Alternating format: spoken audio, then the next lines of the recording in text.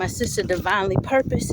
Amen, amen, and amen. Again, my sister, I am in 100% agreement with you. You know, if there's no all of that cold love, nobody got time for that anymore.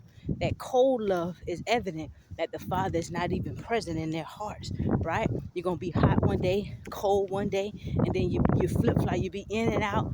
You know, treat me real good when we see each other, laugh, talk, hug me so tight. Turn around the next day, you act like you read my message, act like you don't even see it. Or you see, you can't pick up the phone when I call you, but whenever, if you ever call, I pick up the phone. Nobody got time for that. Life is so much peaceful when you ignore that.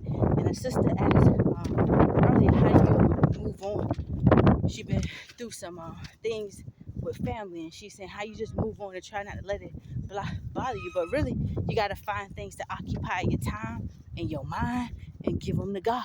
You got to let them go and give them to God. Ask God to hold your heart, and you get along with the ones that you can get along with. But relationship, the efforts in relationship, it's mutual. It takes two.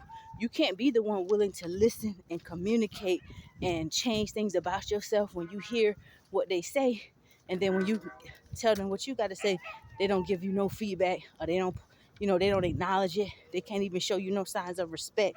That right there is evident that there's no love there. And so when you find stuff that you like doing, that put a smile on your face, that make you happy and getting out, you might be a go-getter, a person to keep yourself busy. You're too busy to let that stuff just drain on your mind all the time and just dwell on your mind all the time and pull your confidence down. You're too busy for that. So you might be a person who's always exploring new things, or you work a lot. You always keep climbing for success. That keeps your focus. That keeps you focused on things that's being productive and doing the things you like to do. And sometimes get involved in little activities that refresh your spirit, refresh your mind, and just make you feel good. You got to focus on yourself. And so what? They call you selfish. You know you ain't selfish. So what? They call you self-centered. You know you ain't self-centered. You see, when people know that you've had enough and enough is enough, and they can't play with you no more, you're not going to put up with their bad behavior no more, they'll start trying to do everything and say everything to pull on your heartstrings so that you can try to explain yourself. Or they'll deliberately say something to try to get you wrong about your character, so you can say, now you know that ain't true. Now you know I don't think like that. Or they'll say, I know you hate me. But see, deep down inside, they know you love them. That's the epitome of witchcraft. It's manipulation. See, telling you, you know you hate me. And they'll go tell you, act like they hate me. When people start doing that, get them witches from around you.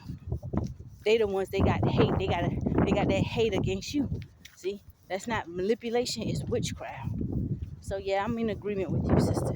You can do, what was that saying? We can do bad all by ourselves. That disingenuous energy and stuff like that. Life is beautiful. Look how this wind is blowing.